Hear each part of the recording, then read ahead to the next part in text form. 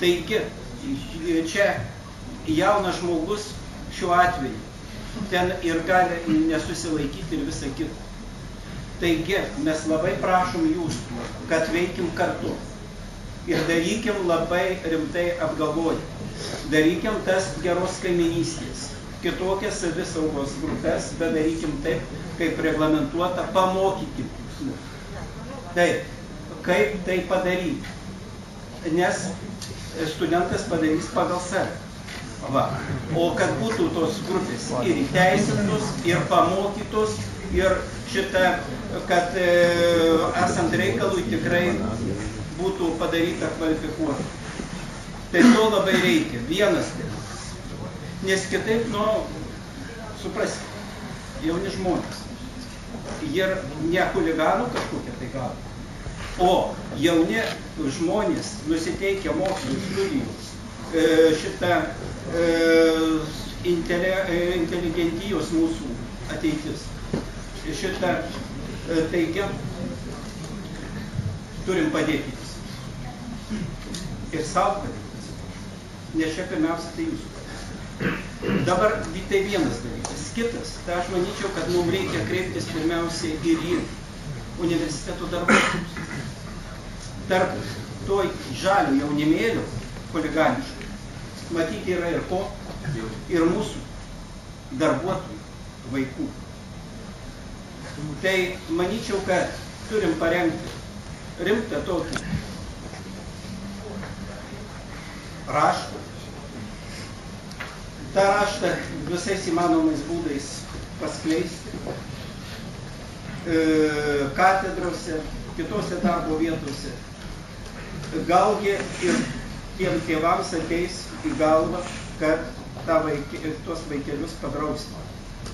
Lygiai to paties, manyčiau, reikia ir vidurinį mokyklų, gimnazijos. Taip, nes matyti ir čia gimnazijos ir moksleivių gali atsirasti. Taip. Manyčiau, kad reikėtų tokių įtaigiai parašytų, išplatinti, ir čia jau Živilės yra mintis, ir po visą gyvenimą. Galvokim konstruktyviai, kaip civilizuotai, bendrom jėgom, savisaugos tokie būriai, geros kaiminystės būriai, informavimas ir taip toliau, kaip šitą negerovę kuo labiau suvaldyti, kol ir neprisišaukim, kad mūsų studentai dar per tai dar papildomų problemų neprisidarė. Taigi labai norisi abipusio supratimo.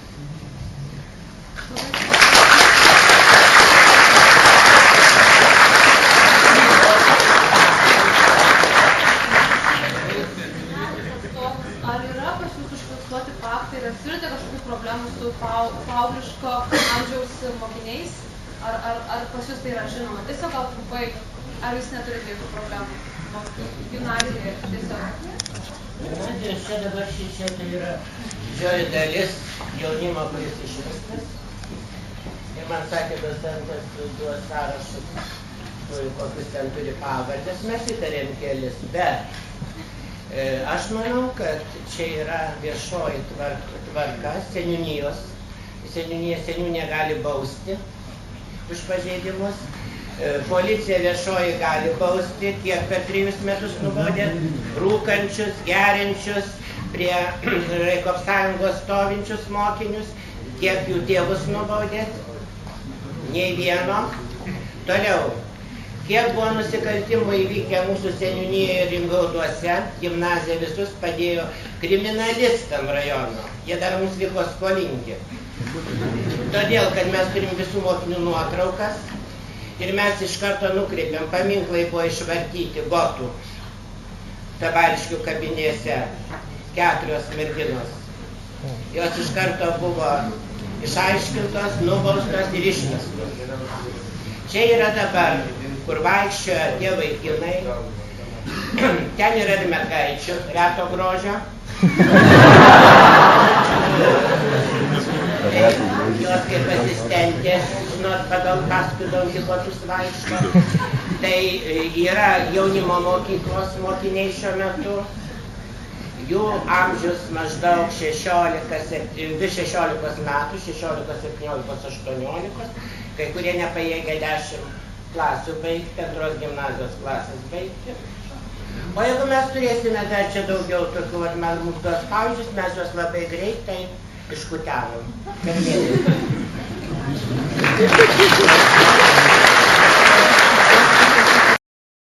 Labai norėčiau, kad šiandien mes nepradėkim kalbėti, kad tas turi daryti, čia aš ne prie ko ir panašiai.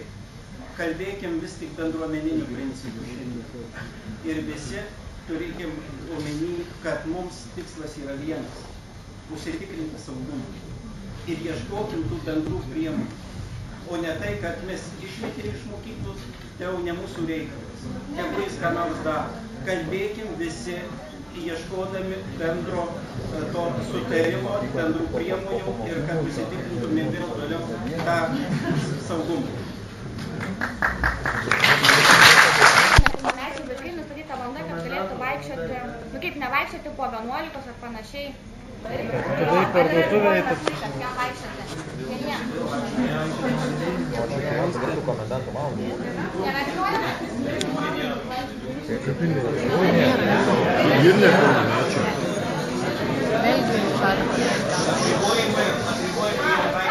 Asmenims, kurie yra klausti, kaip sakoma, jiems taikomi apribojimai po 22 valandos išėjimai. Teismas gali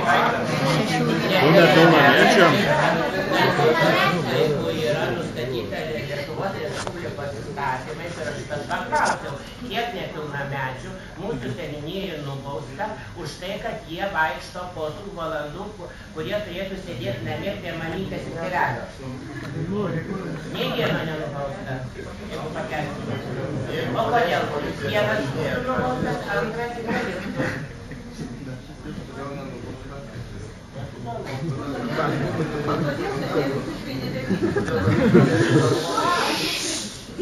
Tai pareigūnus radom, aš galiu nes pavardės pasakė, mano tėtis dirba policijoje, vienas tai buvo pasakęs, mano tėtis dirba policininkų nuotis, o kitos dirba mergaitės dėdė. Ir mes nieko nebebijom.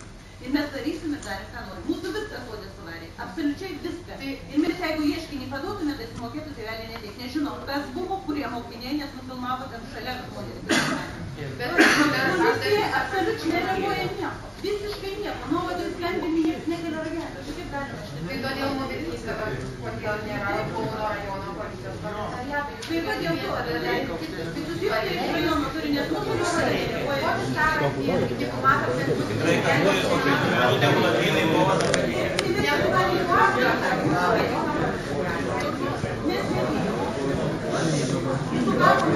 Kiekvieno tėvo sakė, pareiga yra rūpinti savo vaikų, taip? Pareigūnai kreipiuosi jūs. Kiekvieno tėvo pareiga rūpintis savo vaikų, taip? Taip, atsakykite. Aš noriu paklausti, kiekvieno tėvo pareiga yra pasirūpinti savo vaikų. Taip. Kiekvienas tėvas ar motina paklausė savo vaiko ir vaikas gali pasakyti, kas buvo, ką darė, ką veikia šiandien, tai paklausė. Kaip jau žinom, ta banda yra kelių metų, 15-16. Gal 18. Ir norėčiau pareigūnė jūsų paklausti, aš nesakau, ar jūs turit vaikų? Turim. Ir kiek jų amžiaus? 17-18. Jūs galėtumėt paklausti, kas dalyvavo, ką veikia. Jisai taipogi gyvena čia. Aš nesakau, kad jūsų sūnus ar kažką darė, ar prisidėjo, ar kažką. Aš nežinau. Bet tiesiog jūs kaip tėvas turėtumėte jam kaip pareigūnas. Tiesiog paklausti sūnaus. Ačiū. Vaiką, bent jau manęs mama niekada to neišleistų. 1 valandą nakties, pirmadienį, lakstyt kažkur. Tai jiem mokyklą nereikia. Aš nesuprantu.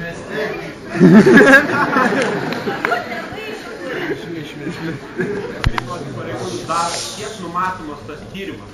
Kiek dar reikės laukti, iki kol bus pasiekta kažkas?